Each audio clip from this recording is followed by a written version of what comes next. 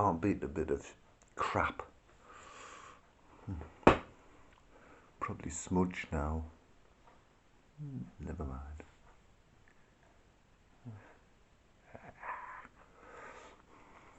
Anyway, hello hammerheads.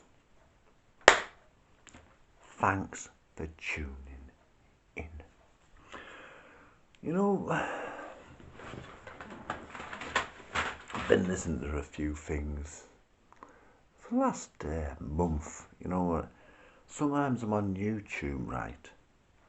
And it's like, you know, when then times when you're looking for something else, but all these other albums are like appearing down the sidebar. And they look appealing, don't they? They've got great covers, sleeves, something which we've lost in the 70s, back end of the 60s, all through the 70s, even the early 80s. Some of the album covers were just superb, you know, big enough to see the artwork properly, gatefolds. You don't get that anymore. It's a bloody shame, isn't it? Anyway, yeah, I've been, you know, clicking on this. Ooh, that looks good. This, the other album. I had a big folder of them, you know.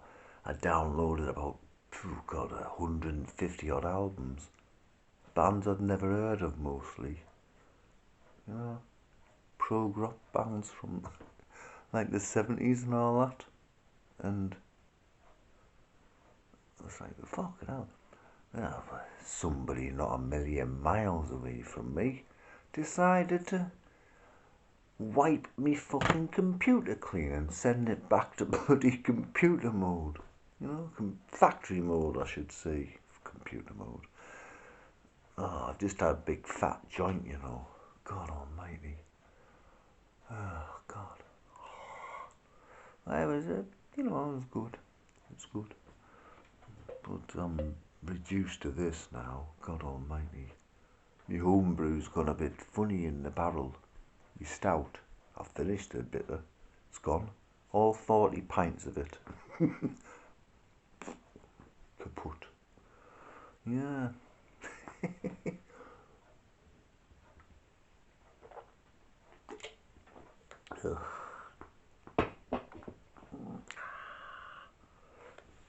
Anyway, I was thinking, like, I can't see. Looking down there, and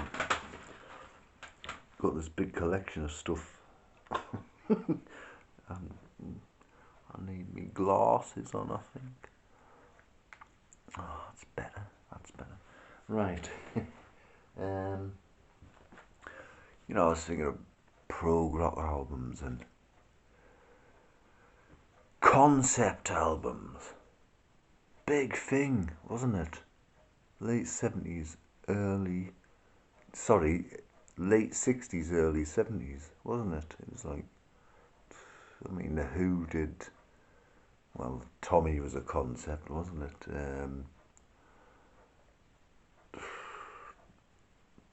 There's a few. No, the Beatles. They weren't even classed as a prog rock band or anything, but 1967, you know, Sergeant Pepper's Lonely Hearts Club. That was like a concept, wasn't it? Probably the very first. Who knows? It's like, where did heavy metal come from? I mean, what is your... What would you say the heaviest song you've heard, like the earliest heavy song, you know what I mean? I mean, I haven't heard of anything as heavy as Purple Haze by Jimi Hendrix, 1967, year I was born. Before that, you know, that blew everyone away, that song. It's like, what's this?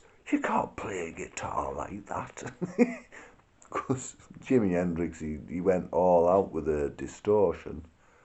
and nobody else was doing that. It was like, wow, well, he set the trend, didn't he? Yeah. Prog rock concept albums, one after the other, that come out in the back end of 60s, early 70s. Yes, there are a few. I've got a few. Well, I've got thousands of vinyls in there. They're in bags, they're in boxes, they're all over the place. They're in the cupboard, in the hall, big fucking cupboard, boxes of them, and under me bed, and bags and boxes. The walk-in wardrobe on top of the fucking other wardrobe. You know, every time I keep finding more and more, and I'm thinking, how many fucking records and cassettes and vinyls and CDs have I got all over the place? Oh, God. Probably as many genders as are supposed to be. Sorry, I couldn't resist that one. Anyway, let me look at this, right? Is it Genesis, prog rock? Wishbone Ash, prog rock. Caravan, prog rock, concept album. Manson, prog rock, concept album. That, mind you, is from the 90s, but still. Marillion, prog rock album. Not quite a concept album, but they have done one or two of them. Alan Parsons Project, prog band, concept album. Pink Floyd, prog rock band, concept album. Two prog rock albums on here by Al Quinn from Holland. And one of the Mountain Queen, that's a prog rock album. Camel, prog rock album, concept album. Oh, there's millions more, believe me. And here we have The Punchline, Jethro Tull. Prog rock? Nah.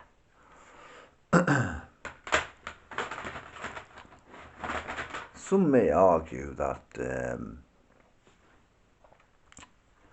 well, there must be prog rock because they did a concept album called Thick as a Brick. Well, yeah. And do you know why they did that album? Because Ian Anderson thought, all these bloody concept albums coming up out of nowhere, you know, by Yes, by ELP, by friggin' Pink Floyd, by, you know, Caravan and and bands like that. And they thought, basically they decided to do a parody of concept albums of the time. Basically take the piss out of them. Oh, this is over.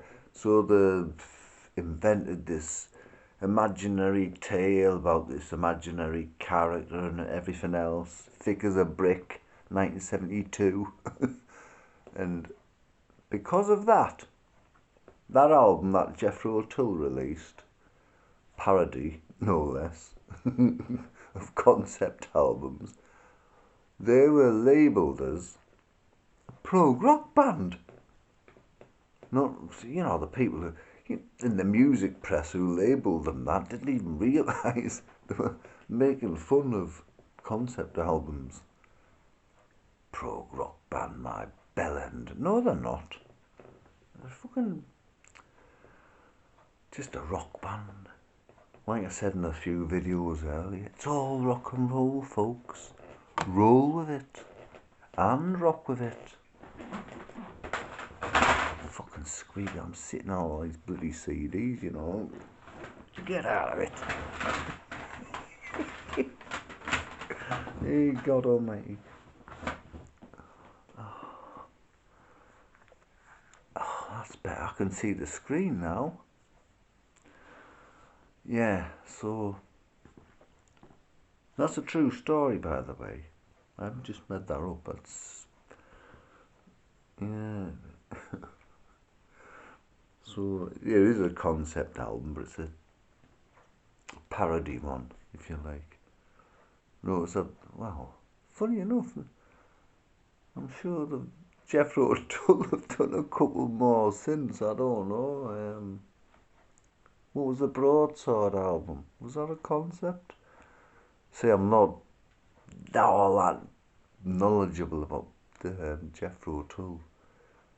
I know they got the name from, oh God, 17th century agriculturalist who invented the seed gun. That's where they got the name from. Uriah Heep. They got the name from a wizard in a... He was a character in a book, but I can't remember the author or the book. Deep Purple got their name from an old song from the late 50s by some woman.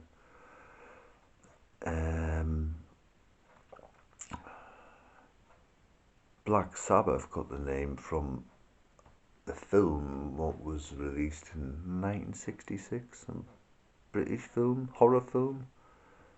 I'm not sure if it was a Hammer one or not, or Amicus, or Tygon. It's called Black Sabbath anyway. That's all I know about it. That's where they got the name from. Blue Oyster Cult, Search Me, White Snake, not sure. Interestingly enough, I read about Rainbow today, where they got their name from. It was, oh God, I've forgotten. I know he met Ronnie James Dio in the Rainbow something or other. The Rainbow Lyceum or something. It's in America though, not the Rainbow in England. And Richie Blackmore liked the sound of Rainbow, so he decided to, call me band Rainbow. And, well, that's where he met Ronnie James Dio. If you noticed,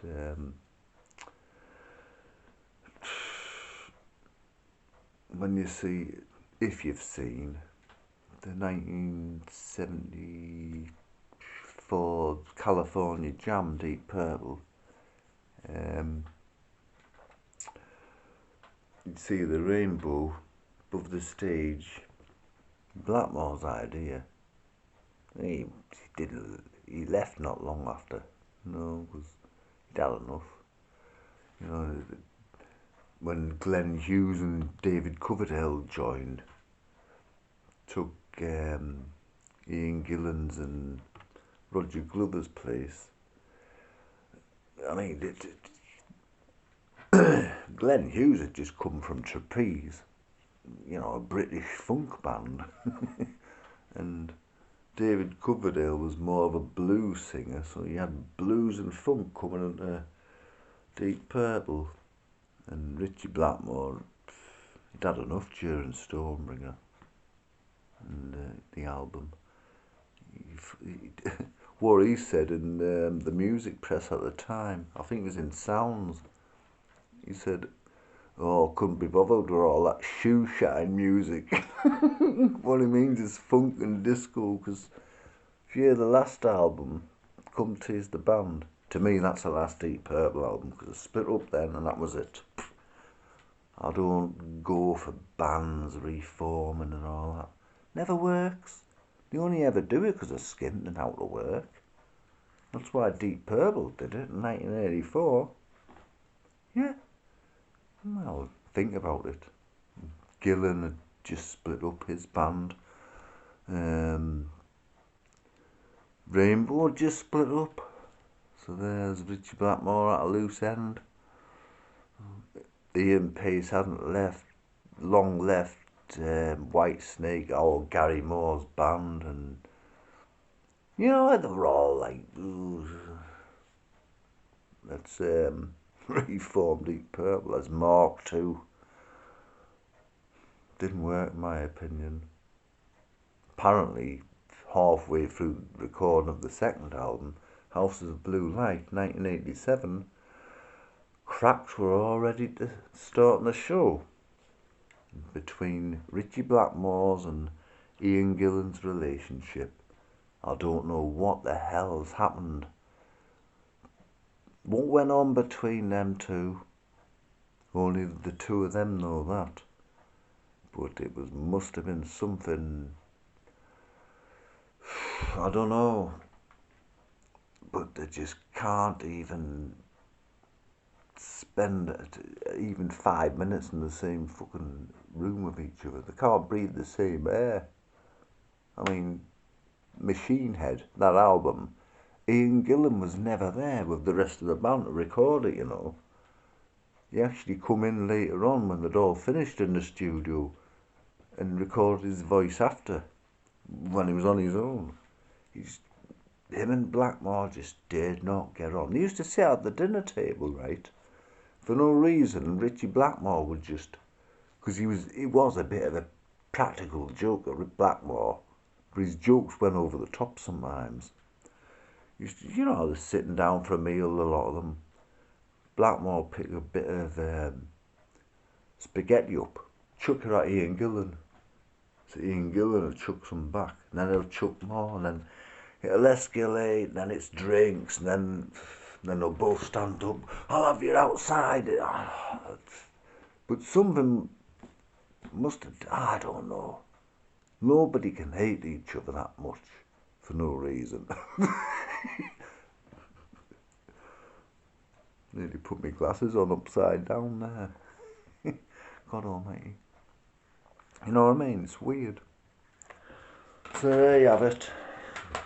Just me talking a load of shit yet again.